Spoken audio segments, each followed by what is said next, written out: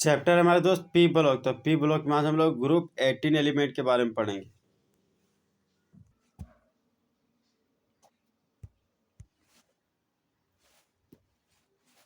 Group 18 element का block क्या है? P block. इसका एग्जांपल है दोस्त नियोन। तो नियोन का एटॉमिक नंबर 10 है। इलेक्ट्रॉनिक कॉन्फ़िगरेशन हो गया 1s2 2s2 और 2p6। 2 2 4 और 6 10 इलेक्ट्रॉन। तो लास्ट इलेक्ट्रॉन पी सब सेल में गया, इसलिए इसको पी ब्लॉक में रखा गया। ओल्ड ग्रुप में इसको जीरो ग्रुप बोलते हैं। ट्रिक है दोस्त रीना जी।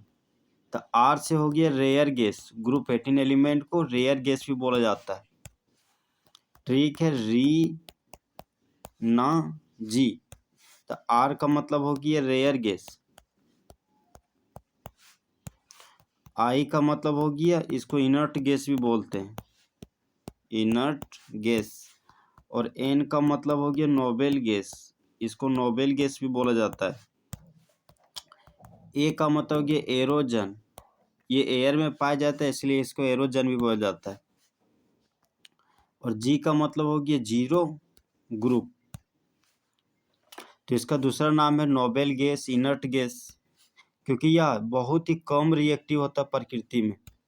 सामान्य वैलेंस इलेक्ट्रॉनिक कॉन्फ़िगरेशन हो गया NH2 NP6, जहाँ N है वैलेंस इलेक्ट्रॉन का संख्या, N क्या है वैलेंस सेल का संख्या, और S और P हमारा सबसेल है। तो S में 2 इलेक्ट्रॉन और P सबसेल में 6 इलेक्ट्रॉन है। टोटल इलेक्ट्रॉन कितना? 8 इलेक्ट्रॉन है बाहरी कक्षा में। 8 इलेक्ट्रॉन होने की वजह से ये ग्रुप 18 का एलिमेंट है। तो वैलेंस इलेक्ट्रॉन की संख्या 2 और 6 8 हो गया। हीलियम क्या अपवाद है, क्योंकि इसके इलेक्ट्रॉनिक कॉन्फ़िगरेशन में 1s2 आ रहा है। जैसे हीलियम का एटॉमिक नंबर 2 है, इसके इलेक्ट्रॉनिक कॉन्फ़िगरेशन है तो लास्ट इलेक्ट्रॉन एस सब सेल में गया। मतलब जो हीलियम है वो हमारा इस ब्लॉक में होना चाहिए, लेकिन है कहाँ? पी ब्लॉक में। तो ये हमारा क्या अपवाद है।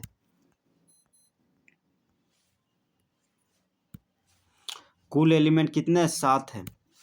ट्रिक है दोस्त हे नारायण अर्जुन करे जेरोक्स रामायण।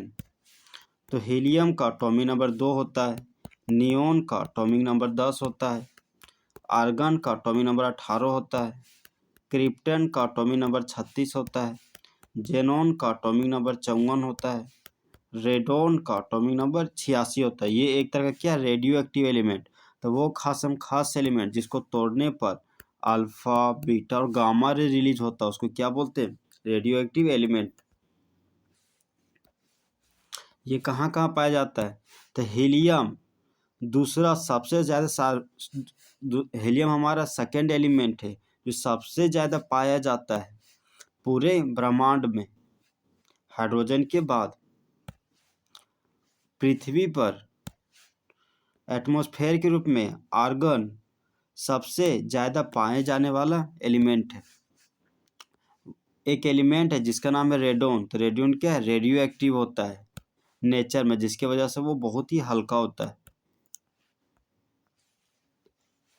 ग्रुप 18 एलिमेंट का सामान्य प्रॉपर्टी, सबसे पहले एटॉमिक साइज के बारे में पढ़ते हैं दोस्त। तो ऊपर से नीचे ग्रुप में आने पर साइज क्या होता है? बढ़ता है। तो साइज के बढ़ने की वजह से सेल का नंबर बढ़ता है। तो नोबेल गैस के पास ज़्यादा एटॉमिक ज़्यादा आइटम का साइज होता है अपने बगल वाले हेलोजन की तुलना में। इसके पीछे कारण, नोबेल गैस में भांडरवाल फोर्स पाया जाता है। देखिए दोस्त, ये हमारा गोला है, ये भी गोला है, इसमें पॉजिटिव चार्ज है, इसमें नेगेटिव चार्ज है। तो टू अपोजिट चार्ज के अट्रैक्शन की वजह से लगने वाले फोर्स को क्या बोलते हैं? भांडरवाल फोर्स। हेलोजन में कोवेलेंट रेडियस पाया जाता है और भांडरवाल रेडियस ज़्यादा मजबूत होता है कोवेलेंट रेडियस के तुलना में।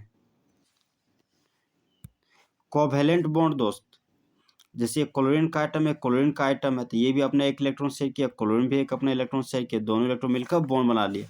ये भी नॉन मेटल, ये भी नॉन मेटल। तो नॉन मेटल के बीच बनने वाले बॉन्ड को क्या बोलते हैं? Covalent bond. और ये जो हमारा बॉन्ड का जो लंबाई है उसी को बोलते हैं कोवेलेंट रेडियस। तो ग्रुप 18 एलिमेंट का आइटम का रेडियस बढ़ता है ऊपर से नीचे ग्रुप में आने पर। आयोनाइजेशन एनर्जी, आइटम के सेंटर पार्ट को न्यूक्लियस कहते हैं। न्यूक्लियस के बाहर का रास्ता सर्कुलर है, सर्कुलर रास्ता को सेल ऑर्बिट या एनर्जी लेवल कहते हैं। तो बाहरी कक्षा में रहने वाले इलेक्ट्रॉन को निकालने के लिए जो एनर्जी देना पड़ता है उसी एनर्जी को आयोनाइजेशन एनर्जी कहते हैं। तो नोबेल गैस के पास ज़्यादा आयोनाइजेशन एनर्जी होता है क्योंकि उसके पास स्टेबल कॉन्फ़िगरेशन होता है। जैसे नियोन है दोस्त, नियोन का एटॉमिक नंबर 10 है। इसका इलेक्ट्रॉनिक कॉन्फ़िगरेशन हो गया 1s2 2s2 और 2p6। Last electron P subshell में गया तो पी सबसेल में 6 ठो इलेक्ट्रॉन है। पी सबसेल में 3 ठो ऑर्बिटल होता है। अब 6 इलेक्ट्रॉन भरना है तो हुर्स रूल के अनुसार एक एक इलेक्ट्रॉन सभी ऑर्बिटल में भर दिए, 3 4 5 और 6 इलेक्ट्रॉन। ये देखिए दोस्त, पूरा हमारा ऑर्बिटल क्या पूरा भरा हुआ फुलफिल्ड ऑर्बिटल है।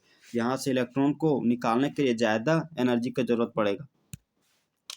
आयोनाइजेशन एनर्जी घटता है ऊपर से नीचे ग्रुप में आने पर क्योंकि आइटम का साइज बढ़ता है। Electron gain in therapy, item के सेंटर पार्ट को न्यूक्लियस कहते हैं। न्यूक्लियस के बाहर का रास्ता सर्कुलर है, सर्कुलर रास्ते को सेल ऑर्बिट या एनर्जी लेवल कहते हैं। तो बाहरी कक्षा में बाहर से एक इलेक्ट्रॉन को जोड़ने के दौरान जो एनर्जी रिलीज होता है उसी एनर्जी को इलेक्ट्रॉन गेन इंथैल्पी कहते हैं। तो नोबेल गैस के पास ज़्यादा इलेक्ट्रॉन गेन इंथैल्पी होता है। हीलियम है, एक इलेक्ट्रॉन को गेन किया और He- बन गया। यहाँ का electron gain enthalpy 48 kilo joule per mole. Neon एक इलेक्ट्रॉन गेन किया और Ne- बना लिया तो इलेक्ट्रॉन गेन इंथैल्पी का value 116 kilo joule per mole. पूरा पीरियोडिक टेबल में नियोन के पास इलेक्ट्रॉन गेन इंथैल्पी सबसे ज़्यादा है। उसके पीछे कारण नोबेल गैस के पास ज़्यादा स्टेबल इलेक्ट्रॉनिक कॉन्फ़िगरेशन होता है जिसकी वजह से वह इलेक्ट्रॉन को गेन करना नहीं चाहता है। इलेक्ट्रोनेगेटिविटी, ऊपर से नीचे ग्रुप में आने पर साइज बढ़ रहा है, साइज बढ़ने की वजह से इलेक्ट्रोनेगेटिविटी का वैल्यू घटता है।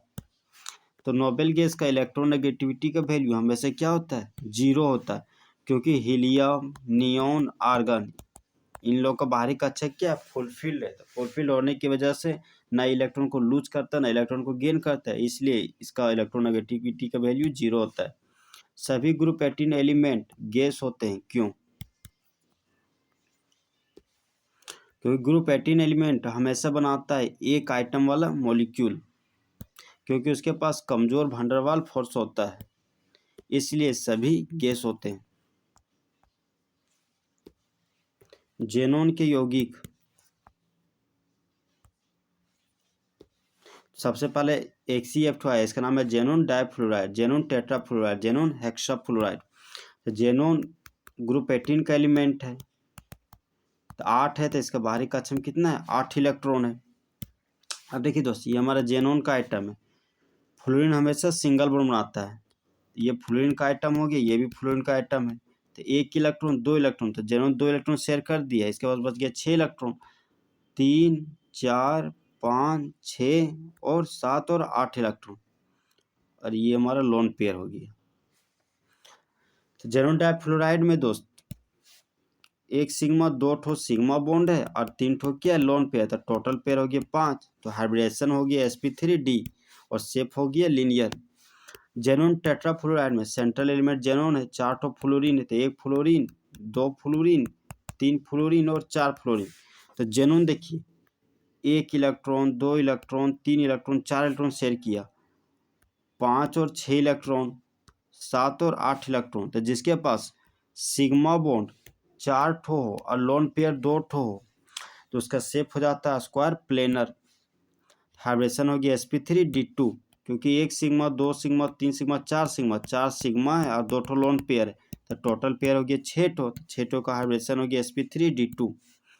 जेनोन हेक्साफ्लोराइड, तो सेंट्रल आइटम जेनोन है। अब 6 ठो फ्लोरीन हमको जोड़ना है, तो 1 fluorine 2 fluorine 3 fluorine 4 fluorine 5 fluorine 6 fluorine, 1 electron 2 electron 3 electron 4 electron 5 और 6 इलेक्ट्रॉन, और ये हो गया 7 इलेक्ट्रॉन 8 इलेक्ट्रॉन। तो इसका शेप हो गया distorted octahedral, 1 sigma bond 2 sigma 3 sigma 1 2 3 4 sigma 5 sigma 6 sigma, तो 6 सिग्मा बॉन्ड है और 1 लोन पेयर है, तो टोटल पेयर 7 हो गया।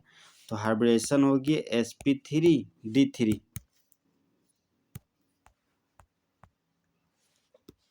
इसका नाम है xenon oxy tetrafluoride, xenon dioxy tetrafluoride, xenon trioxide. देखिए दोस्त, सेंट्रल एलिमेंट जेनोन था, जेनोन लिख दिए। 4 ठो फ्लोरीन थे, 1 फ्लोरीन 2 फ्लोरीन 3 फ्लोरीन 4 ठो फ्लोरीन लिख दिए। ऑक्सीजन हमेशा डबल बॉन्ड बनाता है तो ऑक्सीजन डबल बॉन्ड बना लिया। अब जेनोन देखिए 1 इलेक्ट्रॉन 2 इलेक्ट्रॉन 3 4 5 और 6 इलेक्ट्रॉन शेयर कर चुका है, बच के 2 इलेक्ट्रॉन, तो एक ठो लोन पेयर हो गया। तो 1 सिग्मा 2 सिग्मा 3 सिग्मा 4 और 5 सिग्मा, 5 ठो सिग्मा और 1 ठो लोन पेयर है, तो टोटल पेयर हो गया 6 ठो।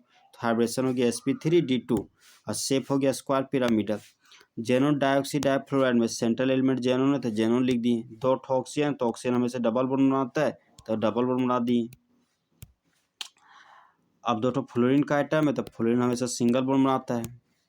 देखिए दोस्त, यहाँ पर 2 इलेक्ट्रॉन 2 4 इलेक्ट्रॉन 5 और 6 इलेक्ट्रॉन 7 और 8 इलेक्ट्रॉन, तो 1 sigma bond 2 sigma bond 3 sigma bond 4 sigma bond, 4 sigma bond और 1 ठो लोन पेयर है, तो टोटल पेयर हो गया 5 pair.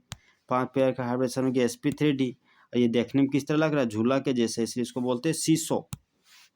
Xenon trioxide central element xenon है, 3 ठो ऑक्सीजन है तो 3 ठो ऑक्सीजन लिख दिए। ऑक्सीजन हमेशा डबल बॉन्ड बनाता है तो डबल बॉन्ड बना लिए। जेनोन के पास 1 ठो लोन पेयर होता है, 1 ठो लोन पेयर बना दिए। इसका शेप हो गया trigonal pyramidal. 1 sigma bond 2 sigma bond 3 sigma bond, तो इसके पास 3 ठो सिग्मा और 1 ठो लोन पेयर है, तो टोटल पेयर 4 ठो हो गया, तो हाइब्रिडेशन हो गया sp3। अब सल्फर 8 का स्ट्रक्चर, सल्फर 8 का स्ट्रक्चर दोस्त डब्ल्यू के जैसा होता है। 1 sulphur 2 sulphur 3 4 5 sulphur 6 sulphur 7 sulphur 8 sulphur, sulphur हमेशा डबल बॉन्ड बनाता है। इसका स्ट्रक्चर मुकुट के जैसा दिखाई देता है, इसलिए इसको बोलते हैं क्राउन स्ट्रक्चर।